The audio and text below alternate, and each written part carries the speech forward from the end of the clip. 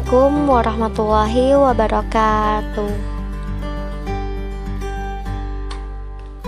Rahasia umur ada di genggaman Allah Subhanahu wa Ta'ala.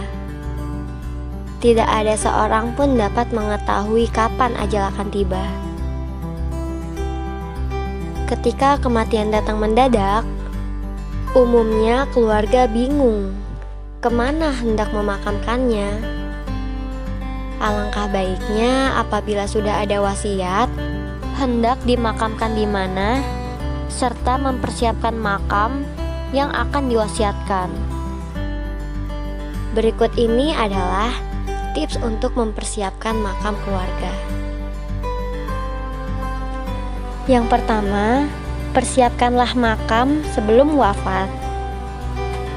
Berwasiat untuk dimakamkan di tempat tertentu juga dilakukan oleh Utsman bin Affan radhiyallahu anhu, salah satu sahabat Rasulullah yang juga Khalafur Rasyidin yang ketiga.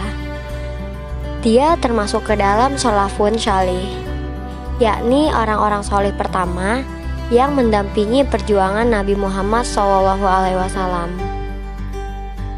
Demikian halnya dengan Aisyah radhiyallahu anhu, istri Rasulullah yang merupakan putri dari Abu Bakar radhiyallahu anhu, mewasiatkan untuk dimakamkan sebelum meninggal. Yang kedua, pilihlah lahan makam yang memenuhi syarat pemakaman. Setelah kita mengetahui syarat pemakaman, termasuk makna berziarah, hendaknya mulai memilih lahan makam yang memenuhi syarat pemakaman seperti makam muslim tidak boleh bercampur dengan makam non-muslim, harus menghadap kiblat, sederhana, hanya terdiri dari gundukan tanah, tidak dibangun apapun di atasnya. Kedalaman makam 1,5 meter. Boleh meletakkan batu nisan sebagai penanda. Berdasarkan Fatwa MUI nomor 9 tahun 2014, membeli makam di mana terdapat unsur tabzir dan israf, hukumnya haram.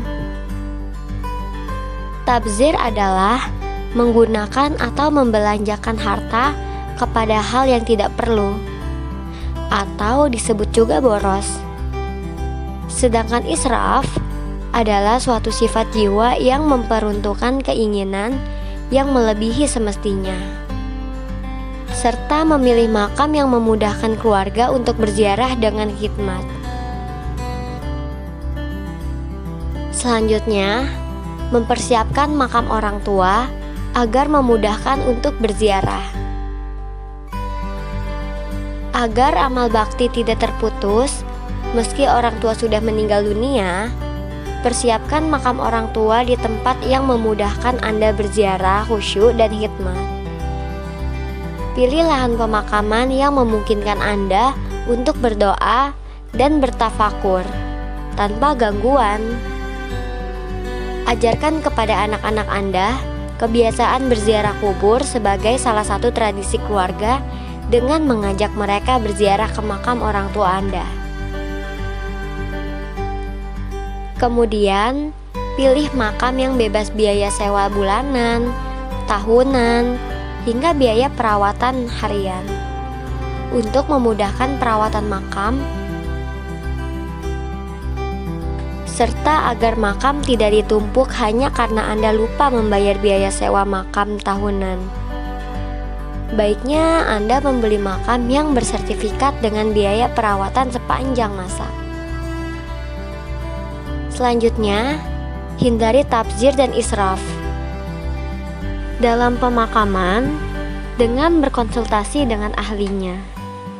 Membeli makam sesuai dengan fungsi dan kemampuan Anda akan membuat Anda terhindar dari tabzir dan israf. Diskusikan dengan ulama atau mereka yang mengetahui mengenai takaran tabzir dan israf sebelum Anda memutuskan membeli makam. Semoga informasi ini bermanfaat untuk kita semua. Wabillahi taufiq wal hidayah.